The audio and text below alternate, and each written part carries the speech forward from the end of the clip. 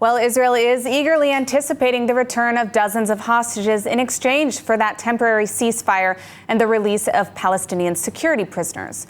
Is this the right approach?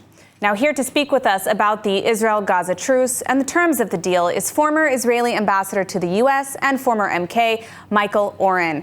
Michael, thank you so much for joining us. Good to be with you. Good to be with you on this very difficult day, very complex day. Indeed. So first off, what is your take on this hostage deal? Is it a good deal for Israel to make? There's no word. The word good deal doesn't enter into it here. Right? On one hand, we have to be delighted in the return of 50 loved ones to their families. There can be no downside to that joy.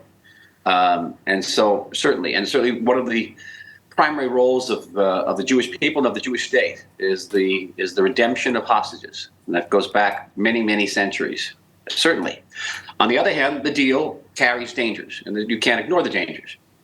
The danger is one of the people interviewed recently says that Hamas will use this period of 5 days of a ceasefire to regroup, to rearm, to extend its booby traps across the Gaza Strip, and that could endanger our troops. I see no way that it wouldn't endanger our troops.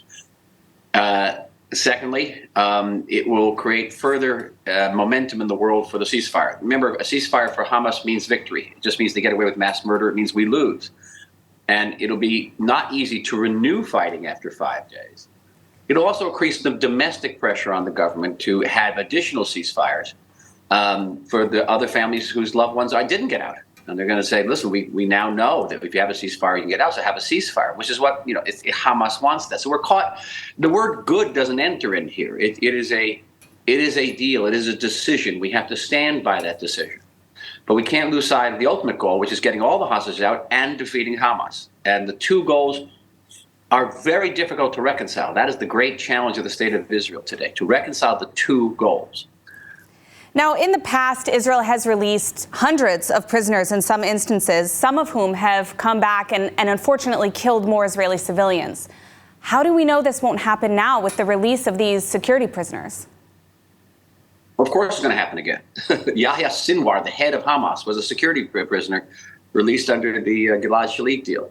Of course it's going to happen again. Think about the families of the Israelis who were killed, or in some way these prisoners contributed to their deaths. I understand they don't have blood on their hands, but they may have acquired the bombs for the bombers. They may have driven the suicide bombers to the site. So those families are also going to experience extreme amount of anguish. Can you imagine that? And I had a family member killed in a suicide bombing. I can't imagine how my family would feel if the people implicated in that bombing were somehow released from prison today. Think about this. Mm-hmm. So again, the word good doesn't enter here. It is difficult. There's joy in it. There's pain. And there's also fear.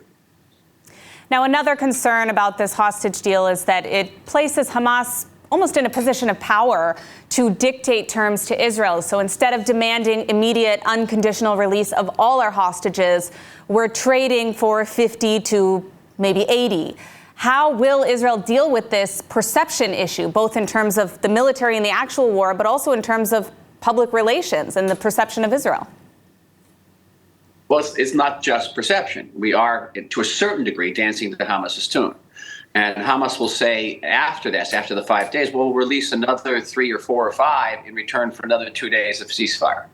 And they're going to play that game. And it's going to be very difficult again, how do we say after we've agreed to this that we're not going to agree to another 2 or 3 days of ceasefire in order to get another 3, 4 hostages? And keep in mind that Hamas will never release all the hostages, because if they do release the hostages, then we could, for example, just flood the tunnels, right? We could unleash power that we haven't unleashed now because of the hostages. So Hamas was always going to want to hold on to some of these hostages. Keep in mind, Hamas has had hostages for years now, including the bodies of our soldiers, Golden and Oren, who were killed in 2014. This is these are not exactly honest brokers. Mm-hmm. Tough. But let us say that this is an important point. I'm here in the United States here. I'm on an emergency fundraising tour for United Hatzalah. And I must say the American Jewish community has just been extraordinary in its generosity. But we would not have even gotten to this point had Israel not entered Gaza with its ground forces.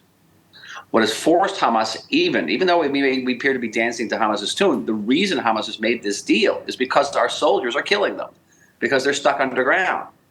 And so, yeah, we may be dancing to Sinwar's tune, but he's also dancing to our tune.